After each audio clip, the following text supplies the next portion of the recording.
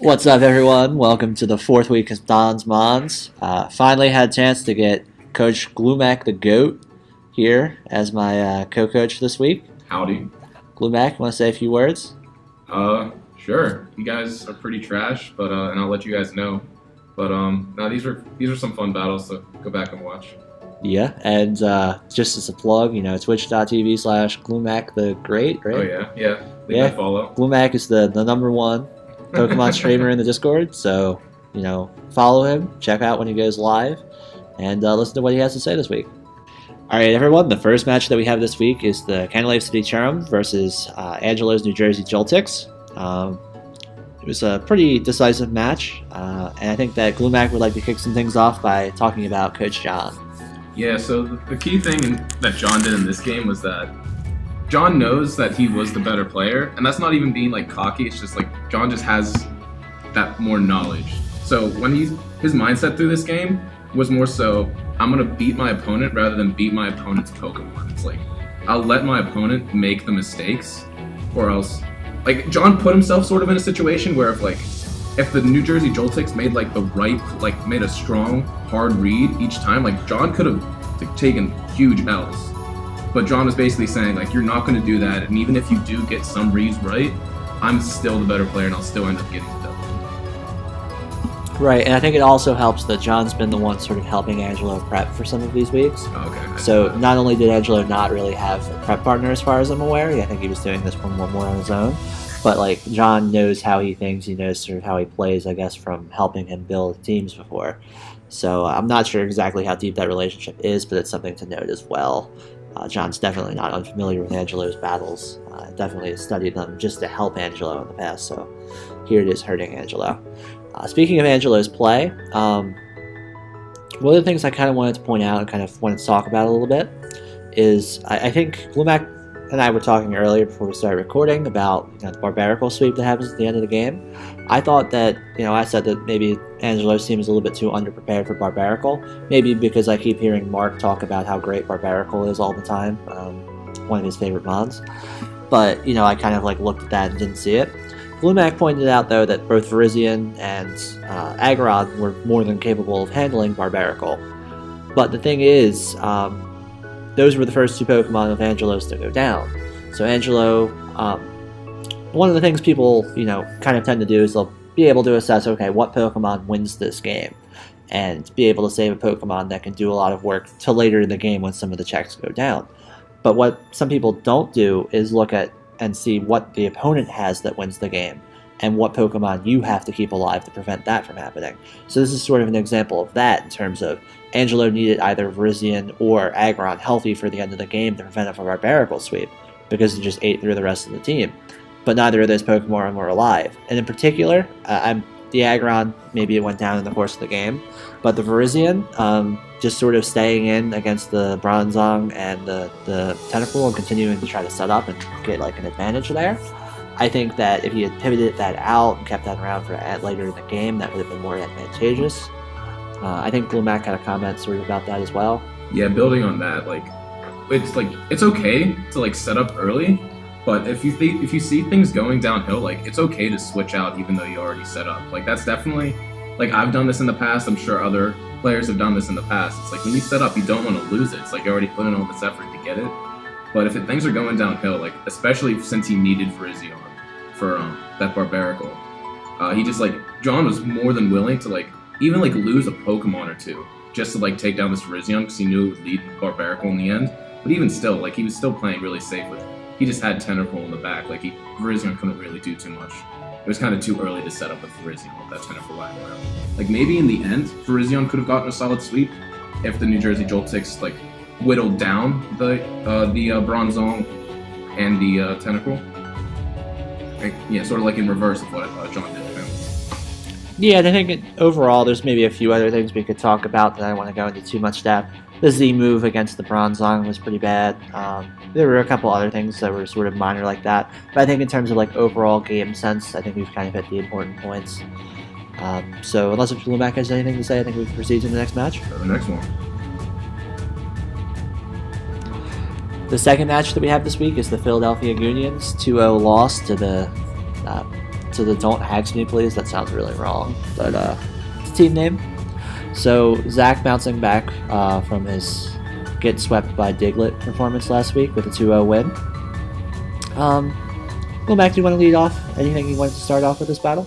Starting off, well, I definitely Literally starting off. Yeah, I definitely really liked.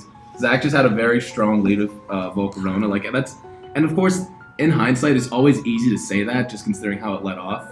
But looking at team preview, the only things that really didn't handle well were Garchomp and Honchkrow, in which case he had solid switch-ins for that. I mean, I guess Garchomp could have gotten rocks up early, but was Volcarona Sash? Did we see an item? I don't think we did. I think Okay. we just ate 2 moves. Maybe it was Life Orb. Because if it was like Sash, it definitely handled. It could handle things better. Yeah, we did as not it- see in the an league. item. Yeah, we didn't see an item. HP Ground, I think that's not like super common, but I mean, obviously Against with Chris's team, against team yeah. prep, that's I think that's a good team prep on Zach's part, actually. Yeah. That's something I wanted to bring up. People have been kind of ragging on Zach for just running Smogon sets. I'm not sure if that's a Smogon set, but at least it works really well against Chris's team. So that's a plus. But sorry to interrupt. no, you're good. You can take over. Yeah. So in terms of how Chris played the battle, I think he did okay. I don't think there's really too much to talk about. In terms of sending out the Magnezone against the Magneton against the Volcarona with a Sash Explosion, I think it was a pretty interesting move because I don't think Zach's team is really one that runs rocks too often. He's got Hippo, but he doesn't really have spin support. He only really has defog support. And I think that Zach's team hates having rocks up so much that he'd rather not really spend too much time setting them up. And I don't think that's really much of a Zach thing to do. I could be wrong there. So I think that having a Sash Pokemon as sort of a failsafe in case one of the sweeps went off was a really good idea. Especially because that particular one, Magneton, could take out both Kartana with an HP Fire or the Volcarona with an Explosion. Both physical and special it hits. So I think that was a pretty good plan on Chris's part. It also helps that it's immune to Sandstorm, so it's not even losing its Sash. Yeah. So I think that was a very well designed Pokemon, just in that. case something happens. I do think that Chris was kind of making some non-predictions. Mhm. Like, for example, going into the Rotom against the Kartana, kind of just immediately clicking Willow. Mhm. I think he probably could have predicted that something else was going to come in. Maybe pulled Switch to get some momentum. I think there were plays like that where Chris was just sort of not really thinking 2 steps ahead.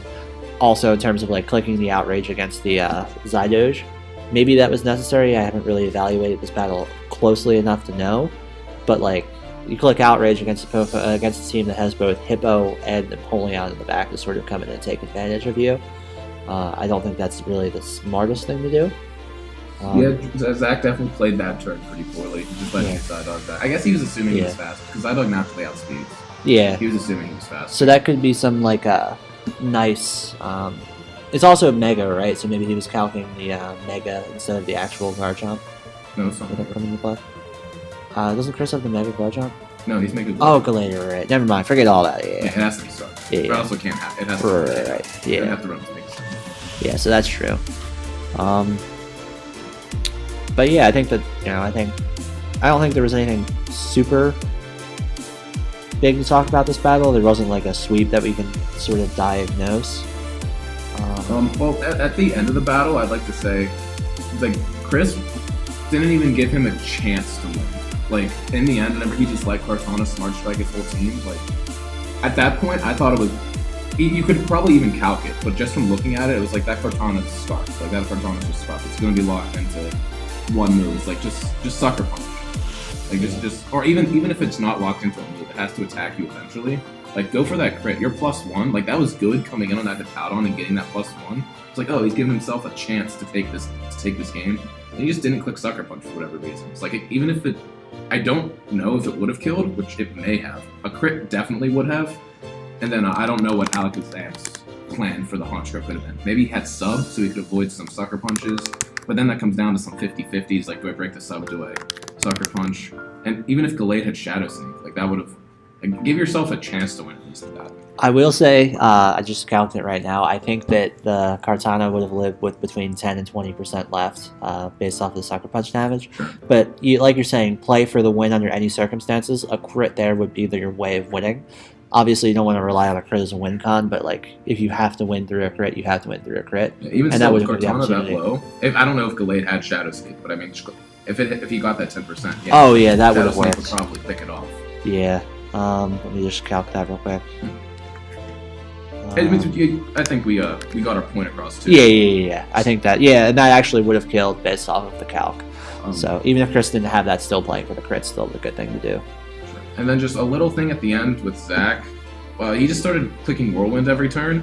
I don't really see exactly why he was Whirlwinding like against the Gallade. It's like just get that chip damage. Or just go for that EQ. Because even if the Haunch Pro came in, you would have been at a full health Hippowdon, and you could easily handle a Haunch Crow, and then just taking rocks damage. So Yeah. it's like sometimes just get that chip. And while he got the kill by forcing in the chomp there, it was going to die when it came back in anyway. So there wasn't really too much of a point for that. I know like sometimes it can be kind of cheeky to get a kill like that, and it's sometimes a good idea to do. Maybe if they still have like defoggers left on the field, but I don't think Haunch Crow would ever run defog in this battle. Actually, looking at maybe he was just trying to prevent a sword stance, but then you still had Kartana and like a full Kartana to clean up. So I wouldn't raise it up. I get your chip. Alright, well I think that's pretty much all we can plumb into for this battle, so we should move on to the next one. One that I think you'll probably be a little bit hesitant to talk about. So not the best week for the Clint Pearl Harbor. But I think this is a really good learning match to look at. Because even though the Draco misses were like big, I still like had a chance and put myself in a good situation to win the game. Like I didn't just like give up, even though like my first 8 turns were basically null and void because I lost my rocks and my Latios and he still had all 6 Pokemon. Like I still like didn't go on tilt. I still like I believe made like my best play like each turn. Like even if you were watching my stream, like I took some time after that Latios sequence. But that was because I was like how am I gonna win? Like how what do I do now? Like it's gonna be tough getting up. I actually probably could have got up rocks in a different situation against the Manaphy. I was kind of scared of it setting up, but I maybe could have got rocks up that turn to get him back. Because those are important against his team. Just like in the end, just give yourself a chance to win. Like even if you get haxed out, like again, like if Cofagrigus missed his Willow, I mean Gator probably swept. If I didn't miss the gunk shot, like I had a full health Banette. Like not full health. I have a Banette still, looking pretty good. I think I had to sack something there. But yeah, just like keep fighting, don't tilt. Yeah. So obviously since you're on the show, I'm not really going to talk about your play too much. I don't think I could really offer you too much of a critique anyway. I think that you did fight it pretty well. I don't really have too much to say with Jeff either this week. I think he played pretty well as well. I think that if you got those hits, it might have gone a little bit differently, but I think that even so, it was just going to be a competitive match regardless. I don't see like either of those like misses hitting and then all of a sudden you blow out the team. I think really, I think it's a different game. Maybe you come out on top or something like that, but I don't see it as much of like a blowout like Jeff's doing things that would get him wrecked. In general, I think that Jeff played pretty well in terms of like what he kept in the bag, just sort of solid game sense all around. Sort of in like the past couple of weeks when I've been analyzing like Ben's matches, like I've realized I haven't had too much to say other than he just has like solid fundamentals. He's not really making any like super great reads, super great predictions or anything like that. And it's been kind of tough to comment on him in particular. And I'm sort of getting that sense with Jeff this week in terms of like all around solid play. I don't really have anything exceptional to comment on. There wasn't anything that really stands out as being like fundamentally really, really strong. But I think that overall it was just a decent time building and battling, and he ended up with a 0-0 win. So I guess to harp on the Lyndon Littens thing, he wasn't like he didn't really like make any like insane plays as you said, but at the same time like with that Latios sequence, like he was like, my game plan's changed. Like I'm so far ahead now. Like how do I take advantage of this? So he wasn't trying to like just straight up lose, No. which can sometimes bite you if the other player like makes some aggressive plays. But yeah, like the game plan just like changed after that, and I think he handled it pretty well. The one thing that I think could have been done a bit differently is the very last turn. I'm not sure. Maybe. Do you recall what the Inferno's moveset was? What did he show at that point? I just assumed he was Flare Blitz, CC, U-turn, and some filler. Yeah, if it were me, I probably would have bet the house on it. Well, actually, no, because he's in a situation where he wins if Destiny Bond happens. Mhm. But I could also see him close combating to bait out the Destiny Bond and then clicking a move the next turn. I was like Yeah. pretty confident he was scarfed. Just the way like I I was like pretty, even though like I never even saw it. Like I was Yeah. like, because I That was makes in a sense with the situation, team I was in a level. situation where I could have like Z hypnosis, but I was like, this is a waste because I get my one kill and then Infernape comes in because Yeah. I was like pretty confident it was just Scarf looking out. And that works well against your team as well, Mhm. just sort of in general. So yeah, I guess if he was scarfed, I didn't really look at it that closely. Because we do see even it. still, if he clicks a move and like to bait out the Destiny Bond, I'm still slower, so I'll still get the slow. Like I can just go for a Shadow Claw as he kills me, and I'll still get the 0-0. Yeah, That's why I like Destiny. That's why I think that's like actually sick. You always like worst case scenario, go 1-for-1. yeah. All right, I don't think there's really too much more to say about this battle. I think both of you are probably going to pick up wins next week. Looking at your schedules.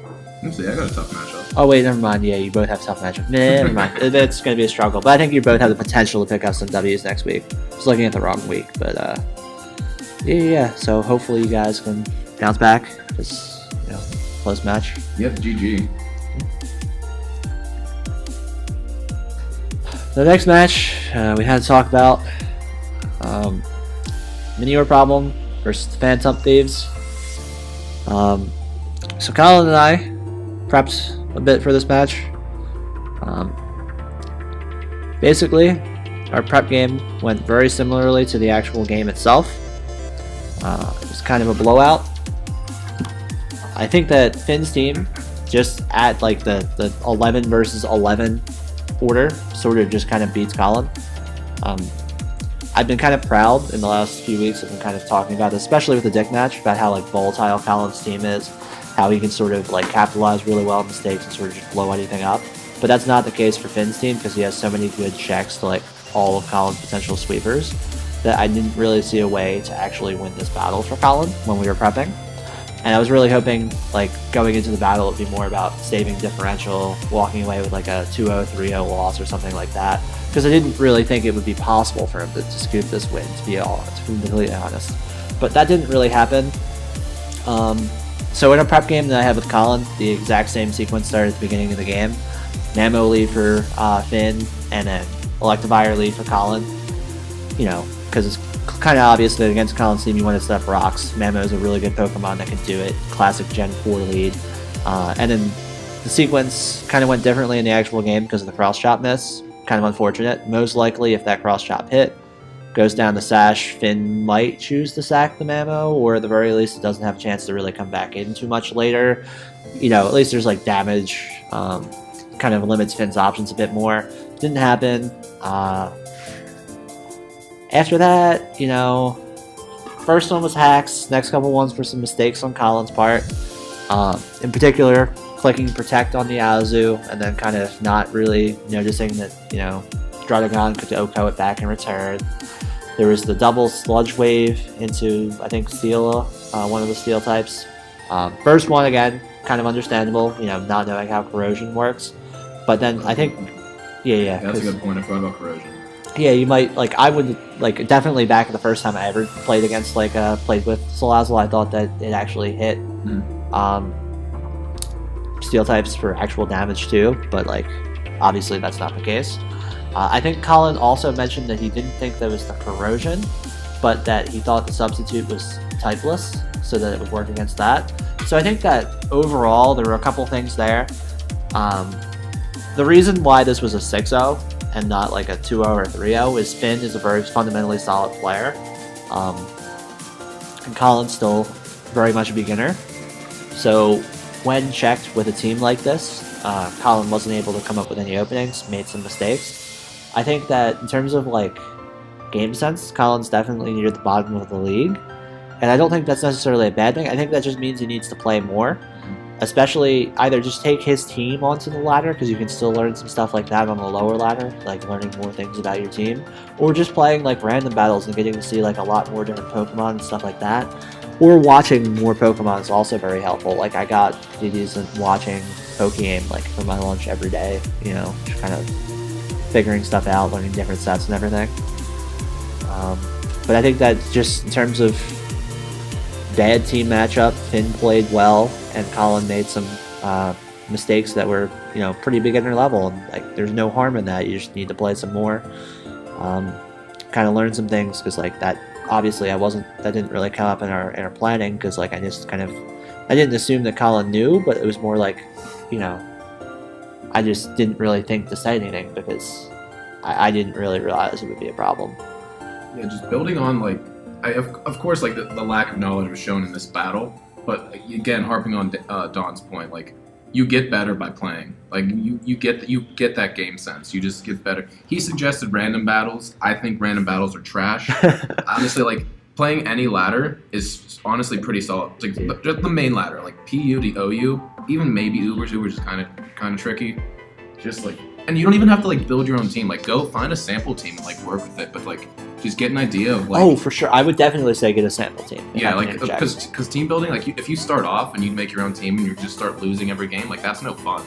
Like it's okay to like use sample teams whenever you're ladder. You don't have to like feel like you're super original, and like just sort of get a sense of like how does this team like win and like play towards that, and then that'll give you like a sort of a handle of like now when you're using your team in the draft. Oh, how am I going to win this? How am I going to win this battle? When you see the 6v6, what gives me my best chance? What do I need to save? What's scary for them? What's scary to them and from me? You know, stuff like that. But got a lot to learn. Has probably the biggest upside. No, not as much downside. But also like, hey, he beat Dick and Dick beat Mark, and Mark won the champion. Didn't Mark win the championship? Yeah, last Mark's year? the defending champion. I mean, you're more or less the best player in the league. Yeah, I think that's pretty much the gist of it. I do want to like top off by saying that Finn and I, like, we kind of had similar teams going into this match. I think we had 4 or 5 of the same Pokemon, because like I had helped Colin prep with a pair of battles. You know, I think Finn played it very solidly. I think he recognized his advantages over Colin, or at least most of them. I think there were other ones that he didn't even take into account. But we've talked about this, and I think that Finn played it very well, played pretty defensively, pretty safe, and shut down any offense that Colin might get. And I think that I also want to wrap up by saying Colin did do some stuff in prep that I was impressed with that he didn't actually get off in the game. So he was actually the one who suggested running Trapping Azu this week, which was really good against Celesteela. And he killed my Celesteela with it in prep. Really good kill there. I think it was a really good bring against the team in general. And I think it was just like slightly missed execution by sacking it to a Gunk Shot Pokemon. So I think, again, you know, Colin's almost there, just needs some more practice. And I think he has both the team and the mindset, based off how frustrated he was with the loss, to kind of bounce back and scoop a W next week, especially against Chris. So that's a match between roommates I'm really looking forward to next week. And I'll see if I can help Colin with that one. I think he can definitely scoop the W. So for this battle, Orlando Oricorios versus Valencia Volcarona, very good battle. I enjoyed watching this one. Unfortunately, Ben can't read, so he had to sack his Flagon. Which is so ironic, given that, you know, Ben was on the receiving edge of that before. Was he? Yeah, Finn had to sack his Landorus against Ben. Oh, that's Though funny. back then, actually, yeah. Landorus still took out a Pokemon or got a huge chip on something. So Because we didn't know until that point. Okay, but yeah, I think this was like a good battle. Like Tyler going into this, he had a plan. Like if I whittle down that Sylveon and Victini, my Buzzwole can just clean, and that's pretty much exactly what he did. And I don't think Ben read that situation as well as Tyler did. Like he let his Sylveon and especially Victini. Like Sylveon, he's like he'll play aggressive. Like he'll make those big dick plays. Like he called that Sylveon switch, and that's a big risk versus reward thing. Like he knew if he could whittle down the Sylveon, it was Jeej. So he went, well, not Jeej, but it was a risk he wanted to take, so he went for it. Again, he makes too many big dick plays, and 85% of the time the Fire Blast works out, but I didn't really see a point in not going for the second Sludge Bomb after especially after getting the poison. Like that was just a dead Sylveon. Because with Sylveon gone, Buzzwole does his job. I mean, he could have had poison jab on his Buzzwole, so maybe he wasn't worried about the Sylveon at that point. That could have been it. And his Pokemon just like did their job in the end, coming out. He was down even in the numbers count. Like at one point, I think Ben was up 5-4, but he whittled Ben's team down enough to where like his last Pokemon will just get the dub. Like it's not even, he didn't play for differential. He played for the W, which is I think something that people can learn from. Yeah, I think that pretty much the only way he could have won this game would be spinning with Excadrill. Instead of going for the Iron Head flinch against the Buzzwole. Oh, I don't know about that, because in that situation, if he got the flinch, that true. Yeah, that would also get the win. But I think the safer one would have been maybe to, at least one that would probably be better for differential sake would be to spin there, and then bring in the Victini afterwards. But like, yeah, we might just die. Yeah, we don't know what the Landorus set was. That could have been scarfed, or it could have even just eaten a hit from Victini, honestly. Yeah. Because if it's not scarfed, it's probably bulkier. Yeah, I don't think that Ben played particularly poorly. I think that it was pretty much a decent battle from him. I think that it was just Tyler played really well, like Flumac was saying, and really took advantage of a couple things like that. Some good things Ben did, like he made some pretty strong double switches. Like he definitely recognized that Buzzwole was a threat and that it can come in anytime with his Excadrill. So I think like both times, like his Excadrill, or like 2 times in the match, like his Excadrill is in and it doesn't even click a move. He just switches straight out to Victini, calling that Buzzwole switch. And he got it right the first time, and the second time, he got the Slowbro, which also was like a good thing. Because the the Victini was able to do like a lot of damage to it. Yeah, but I think at that point you need to call that a loss and switch out, because he needed Victini. Yeah, that's true. He couldn't let that get weakened. I don't know, did Slowbro get that knockout? No, What Rocks. did Rocks, oh right, Rocks, but more or less did. Put him in Rocks range. Yeah. Yeah, some good double switches. I like seeing that. Just key Pokemon was Victini. Of course, it was hard playing 6-5, but he definitely gave it a fighting shot. Yeah. Also, Focus Blast apparently is more accurate than Draco. Not that I'm counting. I think the final thing to conclude from this is only people who are really good at the game are allowed to have that avatar with the guy flipping the coin. But I think that Tyler won the rights to the avatar based off of this match. I know Tyler's pretty salty when he saw somebody else join the league that had it, so proved his point. Alright, the next massacre that we have is Dozer Dave versus Antonio. Sort of a my B situation, as Colin's sort of, or Antonio's sort of mentor. Turn 1, it's completely my fault. Realized that like the team builder, the prep level, you know, the washing machine would be the lead. It's kind of obvious. It kind of beats everything on Colin's team. And I'm like, okay, well, what do you have that can beat it? Maybe take it out, because it's a huge problem for you, not just turn 1, but the rest of the game as well. It just sort of volt switches all over your team, you know, throws out really powerful moves, willows your Swampert. You don't really have much of an option for dealing with it. So, okay, how about you just do this Bloom Doom Typhlosion and leave that turn 1. If you get it, it'll be huge. And I actually thought he had it based off of the lead. I'm like, okay, he's in. And then it just protects, because that's like not the move I ever expected Dave to run on the washing machine. I mean, it makes sense. Protect against rain teams is godlike. You stall out rain turns. Yeah, that was a good prep on him. Yeah. I think Dave overall prepped really well. The Araquanid was a really good counter for the Swampert, especially without Stone Edge like Antonio has been running. Bringing Sand with Tyranitar, like I noted to Antonio that keeping a rain up would be important this week, because like he had like a Sand setter. Bolt Switch on Cobalion, you know, I think that's a move that I forgot to mention to Antonio in prep, in terms of like watch out for that. But I think that's a good one that caught Antonio off guard as well. Yeah, there's just a lot of things here. It's kind of a hard match, but I think that, you know, it's tough. Glumac, what do you have to say? I mean, can't take it away from Dave. He still played it well. I mean, it was kind of similar to like the John battle. He just like he let his opponent beat himself almost.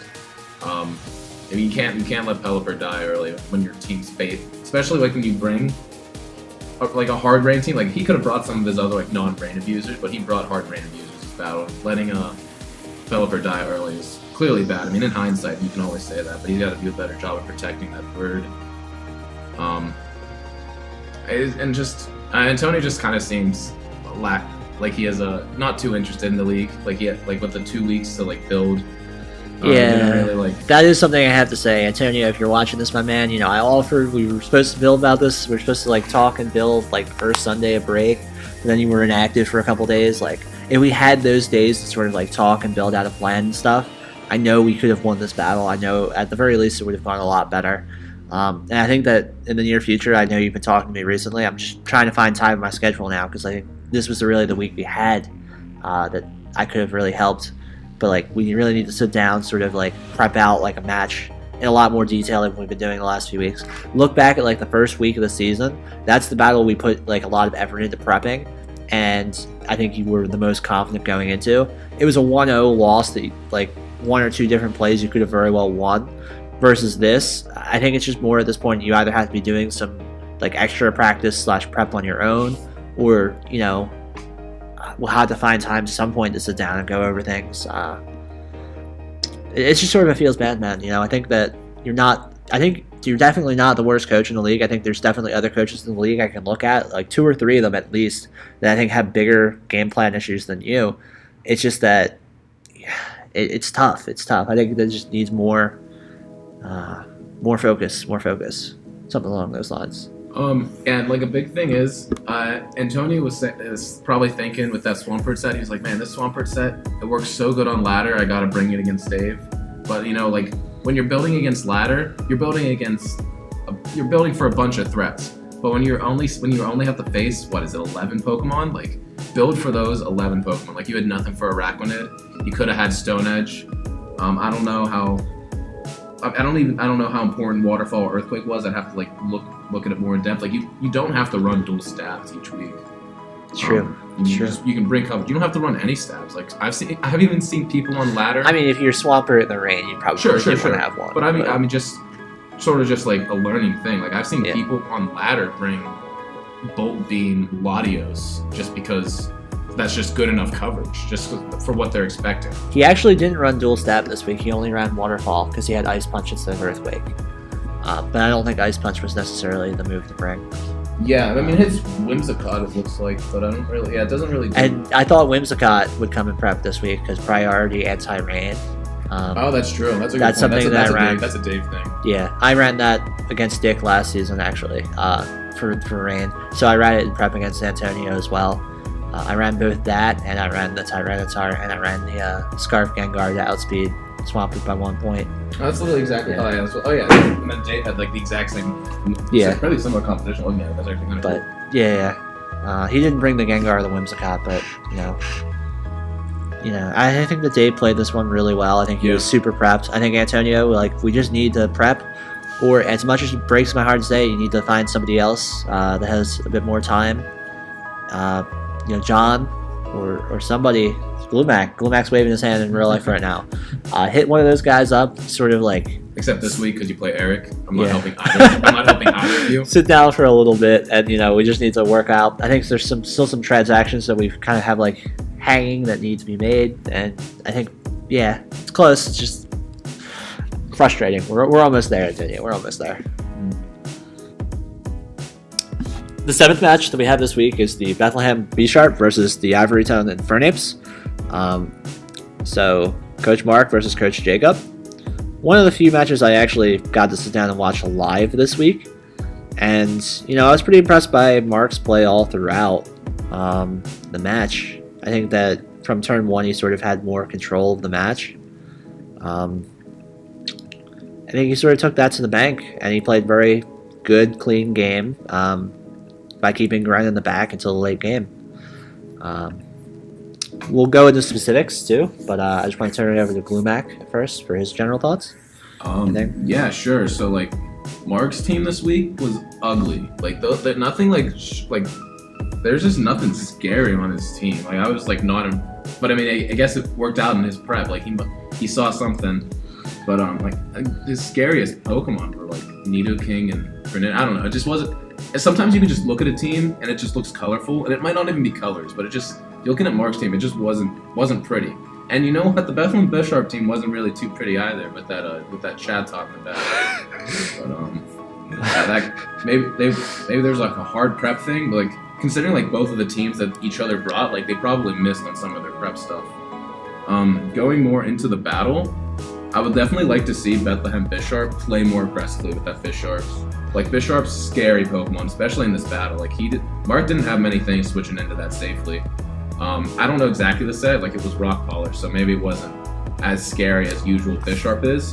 But like turn 1 against that Klefki, just hard bringing Bisharp. Like what does Klefki do to Bisharp? Especially, with Dark type. Yeah, exactly. Which I guess maybe he didn't know about, considering how. Oh, he does for sure. He? He's run Klefki for 2 seasons in a row now. Okay, so because he did Thunder Wave the Greninja at the end, maybe he just has a sec. But going into that, like maybe he gets up some hazards, but like Klefki's not doing anything, and you're denting something on his team. So even towards the end of the battle, I think Mark might have realized this. He like pulled a hard double switch from that Klefki to his Nidoking. I think it was to call out the Bisharp. He ended up hitting the Gastrodon. But like if that Nidoking was at full health, it could have lived a Life Orb Sucker Punch. So he recognized like he could bring in Bisharp at any time. The other thing I don't really get with Jacob's building is having Prankster Thunder Wave on Thunderous, because looking at Mark's team, I'm not really seeing too much that he'd be able to catch with that. Both the Pokemon that he has and the Pokemon that he didn't bring. So like if he brought Coco or Zygarde, he's not catching that with Prankster Thunder Wave. Along with Marowak's already slow, and it could even have it would probably run Lightning Rod that way. Yeah. And then like you're not getting him with Nidoking. That's like just there pretty much for slowing down Miltank or of course Gren. Or hitting Meteor after it's already dropped, after it's already shielded down. But Mark seems very good against against Thunder Wave and stuff like that. So like I'm not really seeing much of a point in like bringing that particular set and throwing that off in the game. Yeah, that's a good call. That doesn't make sense looking at the team now. And Greninja, it doesn't even work as Prankster. Yeah. So there is nothing that it really does.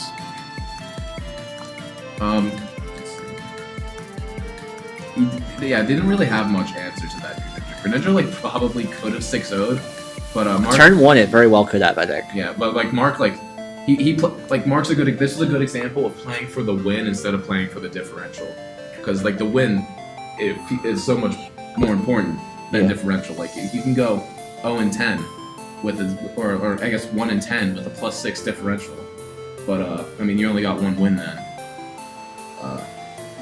Yeah, like for sure. I think that the other thing, like just looking here, like one of the turns I think is kind of like summative of this is he sends out the Nidoking against the Cloyster. Or the Cloyster comes in on the Nidoking or whatever to set up like to revenge. Yeah, then he pulled a weird double switch. No. The actual turn he just Ice Shards and the Nidoking goes down. Yeah. But the turn before he had the Cloyster and then he just sacked Chatot. Yeah, that was also very odd. I wasn't sure exactly what was going on there. I think he was just sort of trying to get in his head, but I think the Chatot was kind of important at that point in the game to get like something. I don't even know what he was aiming for. That Chatot I don't think did anything. If like whatever it came into, I didn't see it. True. I mean, I know in prep that Jacob prepped with Dave, and Dave brought Abomasnow with soundproof. And it destroyed the chat in prep. So I'm not sure exactly what was going on there. But yeah, I think that Jacob's prep was a little bit more lacking than Mark's, and Mark's gameplay was a little bit more. Yeah, that's honestly the key. Mark was just like he just better player Jacob. Like he was like I'll just win. And to just play more. I think you got to play more aggressively. Don't run Rock Polish on Bisharp. Maybe he saw something I didn't, but you needed to weaken that Greninja before that thing was sweeping. I guess unless you were actually running X Scissor, in which case, well, you could have been like Rock Polish, Sword Stance, maybe like Iron Head X Scissor. Like that actually might have done well, but you got to set that thing up earlier. Like you got to be aggressive with that Bisharp. Yeah. So I think that wraps that matchup, so we can move on to the next one. Mm-hmm. Final match of the week is Neon Genesect Evangelion, the name that never gets less fun to say, with the other favorite name this season, the Snorlaxatives. So battle that, the record, pretty wide differential win for Dick, but it ends up coming down to pretty much a 50-50. It's a really weird match where if Pace has Dragon Claw or Dragon Dance Como, it's really scary for Dick here because he's lost his Mimikyu at this point, and Pace does have Chip on the entire team. But yeah, I'd more or less say it's GG if he had Dragon Dance. Like even Dick knew like he spent like 10 minutes on that turn. Like I lost. Like he's like, again, how did this happen? I have 5 Pokemon. I shouldn't just lose when my opponent has 1, which is like definitely a key thing to look at. Like looking at Pace, this is like a huge hypothetical by the way. But like if he had the Dragon Dance in the end, like I actually think he played that game like close, like not flawlessly, but he played it like super well, getting Chip on everything he needed to get Chip on, getting rid of that Mimikyu, chipping down that Arcanine, that Steelix, just so Como comes in and Dragon Dances for the sweep. But then he has Swords Dance, so then I question every play he made up to that point because it just doesn't. But I mean, he was sort of banking on like, oh, I hope Eric switches into when it's Intimidate users because then I win. But you can't always hope that. You can't hope your opponent makes a mistake for you to come out on top. You gotta outplay him. You can't hope they make a mistake. The plan there was though, like looking at the other Pokemon that he could switch into. What would he switch into outside of that, really, to try to take like a hit or try to, because like there really wasn't much of this team once the Mimikyu went down that would really want to switch into a Como-O that could Dragon Dance because everything else would be. That's what I'm saying. Yeah. I think Eric's play was at that point. He was just like at that point, if it had DD, he recognized that he lost, and he was just hoping his opponent messed up. Like maybe he goes for Dragon Claw because if it's DD, if Swords Dance was scarier in that situation. But well, if he was just hoping that like maybe he just Dragon Claws and then he can bring in something else to kill the Como-O, or maybe he just messes up so that he can bring in Latios and get the kill. But he pretty much recognized if that was a DD, it was GG. So when Pace, after this battle, Pace like immediately like I played horribly and stuff like that. I don't necessarily think that was the case. I do think that Dick had clear control of the match early on. But only early. Yeah, like turn 1, Volt switching around Pace. Then he gets up rocks really easily, like on another prediction. Brings in the Lottie. Everything seems to be going pretty well. Pace can't really switch it much. He gets him with the Earthquake trap. He even reads it hard. He doesn't just like Draco into Earthquake or something like that. He just kind of... Oh, he does. No, yeah, it was just turn... But I mean, like... But like, it was a good read. Yeah, I mean, even at that point, it's like, you could have Shadow Sneaked if you had it, but at that point, he was probably like, oh, my Como can take it off from here. I don't need that. He realizes when Lottie's done its purpose because he sort of lets it go down against the Starmie, but the Starmie ends up surfing instead of Ice Beam because Pace over-predicted. Yeah. So I think that, in terms of the prediction war beating, Dick was winning really heartily. It's just, I guess he just didn't really have anything. I think the biggest mistake that Dick made was the Mimikyu loss earlier on in the game, because that was sort of like his defense against Como at the end of the game. So yeah, I don't get why he just let Mimikyu die. Yeah, I think that was definitely the biggest mistake that he made. And but also just like letting things get chipped when they don't need to chip. Like he kept weakening his team. He was like, oh, I'm gonna get that. He kept switching around, going for the 6-0, but he almost just lost going for a 6-0. Like you just go for the W. Like save that Mimikyu. I don't know if he had. Because look, this turn here, we're actually rewatching the battle right now. Roars this out, gets the Zeraora down. Pidgeot comes in. Just wide Mimikyu. Yeah. There's still like a perfectly good Manectric in the back. I mean, like Steelix did his job. Let him die. Yeah. Steelix dies there, and then you bring in the Manectric, and you win the game. Yeah, Steelix literally did nothing. It died to the rest of his team, like because Lycanroc drill runs, Heat Wave. Close combat from Como. Like, just let it die. Just let it die, man. You literally I think the play here is to sack the Steelix, bring in the Manectric, Volt switch. Yeah. If he switches in the Como, then you bring in the Lottie and just don't bring in Mimikyu. Like, literally anything else could have been better. So I think that was like the battle. I already ripped him apart for this in real life. Okay, perfect. Perfect. Yeah, I don't want to go too heavy into that then if you've already sort of talked about it. But it's definitely another good learning point. Like, go for the W. Don't go for differential because like you can get late games and pay attention to like what your opponent has that can beat you and what you need to have to stop it. Like that's like a lot of the same themes this week. And Pace, even though it was a 5-0, and even though I think you were getting handled the first few turns, you almost brought it back. So don't get too discouraged by it. I know you kind of are, So don't do that. Closest Bounce 5-0 back. I've ever seen. Yeah. And of course, for the final section of the episode this week, we have the standings. Basically, our power rankings for how we think people are right now in the season. Last week we had a lot to talk about with this, and it was a pretty long segment because Dave sort of had like a completely different list than me. But Glumac and I pretty much have like 3 clear tiers in the top 8 and how we've ordered things. And even though we have some slight differences, like we still pretty clearly have, a general consensus about how we think teams are. So the first group that we have is Tyler, John, and Mark. The Charms, the Volcarona, and the Infernapes have them in a slightly different order, but I think that we both agree that both John and Tyler have played pretty fantastically. John has the head-to-head, whereas Tyler That's why I has... gave him the 1, yeah. Yeah, so Glumac gives him the number 1 spot for the head-to-head. I sort of give Tyler the number 1 spot because I don't think he's really had any big mistakes this season, whereas I think John sort of messed up the first week pretty badly. The first half of that battle was pretty rough. And then we both have Mark at number 3 because, he lost to Dick. He's the only one to be upset by somebody outside of this tier. Well, John actually with Dave too. But The thing with Mark, he's just a solid battler. His team maybe doesn't blow me away. It's not bad. Even some questionable decisions, but he's just a good battler. He'll make it work. So you got to put him up at number 3. Like I think Tyler and John are clearly above him at this point, but I don't see anyone else I can't see anyone who's above him. I mean, I've sort of said from like the very beginning, like just even like looking into the season, that those 3 are sort of the best 3 coaches in the league. I think there's sort of a noticeable skill difference. And then the next tier, I would have like you and Finn in particular, and Jeff heading into the season sort of in the next tier. But it's not quite how we have things right now because we both have Dave and Dick as the 4-5. Glumac has Dick above Dave, whereas I have Dave above Dick. But I think that they are 2 coaches that we didn't necessarily expect to be at the top at this point of the season, who have both performed very well. Both done some good plays and taken some W's. And I think more importantly for me, they also both played pretty solidly.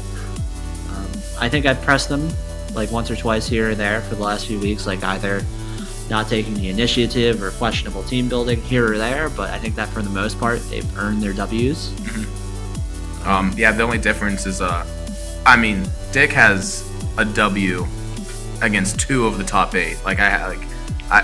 The only reason I'm not putting really above Mark is just honestly because Mark's just a better battler. Yeah. But if I'm going into no knowledge how this game's going, Dick's probably going to be higher up rated, and I put him above Pittsburgh Pimmick just mostly for the head-to-head. Dave's played pretty solid. Definitely not too much to say there. The thing I have to say with Dick is I have him a little bit behind Dave. I think they're still the same tier. The only thing is I think I've looked at each match and I've seen Dick making clear kind of mistakes in each match in terms of either sacking the Mimikyu this week and sort of risking a reverse sweep. This battle could have very clearly turned sour if Pace had just been running Dragon Dance against them. You also have sort of previous things such as weird doubles where he sacked Lottie the one week. There's always been he's always had the win where he's clearly outplayed his opponent, but there's always been an asterisk where there's one decision that he made that was kind of questionable. Whereas Dave, I think, has kind of outplayed his opponent, maybe not to the extent Dick has, but he hasn't really made as many blatant mistakes. That's fair. But I think that they're both really solid. Yeah, definitely. I mean, even just to back up my dude.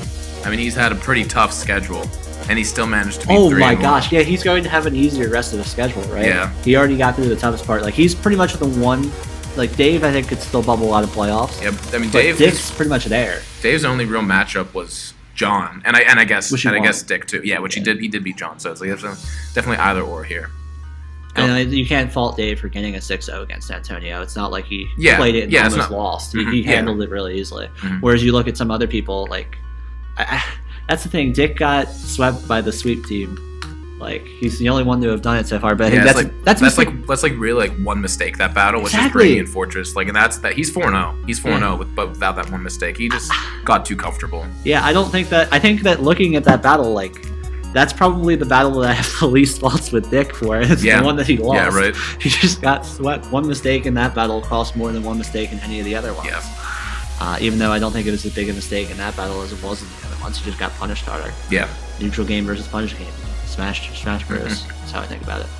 And then we all have I basically have Jeff ninth, like really close to the top 8. It's tough for me to not rank him in the top 8, but I think that just barely doesn't on my list. But we both have Finn, Ben, and Glumac 6, 7, 8, though in a different order. Glumac has Ben, then himself, and then Finn. I sort of have to give it to Finn. You know, he kind of got tilted and lost one battle big time. But other than that, you know, respectable loss against Ben, and then blowing out the teams he should be blowing out. So you can't really fault that. I think people are disrespecting Ben. I mean, his only loss is a game where he has 5 Pokemon, and he lost to the #1 player on the list. It's like, honestly, he could be in the top 2 or top 3, like that. But just people are disrespecting him. I mean, I even think I have him a little low, but it's hard because like Snorlax and Dave have proven themselves too. Yeah, that's the thing. Dave was on the show last week roasting Ben, and like I was sort of defending him. I sort of moved Ben down in response to his recent loss. I guess it's just sort of recency bias on my part. But I think that Ben's still really solid. I haven't really seen him make any big mistakes. Like, there's nothing I can point out that the entire season where he made one play that was just like, that was atrocious. Other than maybe not bringing certain things in team building. Sure. But like, but when it comes to battling, he's a solid battler. I think the biggest issue I still have with his team is the team builder. I still think that he is using like a bottom 6, bottom 7 actual team. That's the team I drafted last year. I think it's pretty good. I don't know. I want to see some transactions. You ended up dropping that team last year, so. Well, that was because Dave choked against you. I would have won the league with that team last year. I was getting Leslepalon coming up. It would have been over. But yeah. So I don't really have much of a fault for him. I just think that, you know, Finn played the last battle very respectively. I think I kind of underrated him the first week, and, you know, that was sort of something I wanted to take into account, sort of give him the benefit of the doubt here. Always a very solid player. And then I was going to say, other than Tyler and John, like, everything else is really close. Yeah. Like, the other 6 could be at really any order, and I probably wouldn't fault anyone for making that list. I think I still have Mark relatively, like, the decent gap. I don't think he's really been in any chance of losing the last 3 weeks. That's fair. I think he's had total control of the game ever since the Dick loss. But I would also say that, like, you could say that about pretty much everyone except, like, even, like, me and Finn. That's what I'm saying. You can put anyone up there. True. It's just with Mark's resume because he won last year. Yeah, that's something to account. And he won his recent other draft league thing as well. I'm not sure if you ended up seeing that, but he posted finals in the Discord. Oh, sick. Good job. Yeah. That was sort of like I was talking earlier. Everything like with the freaking what's the shelf man? Barbarical? Yeah. Yeah, that when I mentioned earlier in the recording that, you know, Barbarical, Mark's been talking about it a lot just because he rode it to victory in his other league. But yeah, I don't really have too much more to say this week. Glumac, do you have anything you want to sign off with? Or? No, I mean, twitch.tv/Glumac the Great. Leave a follow. Yeah, like, honestly, he's amazing, and I'm just salty that he streams late at night when I can't actually log on. Though at least it's better than AJ streams, because it's not that late. But yeah, so catch you guys next week. I'm not sure who the guest will be, but I know the battles will be really good. All right, peace.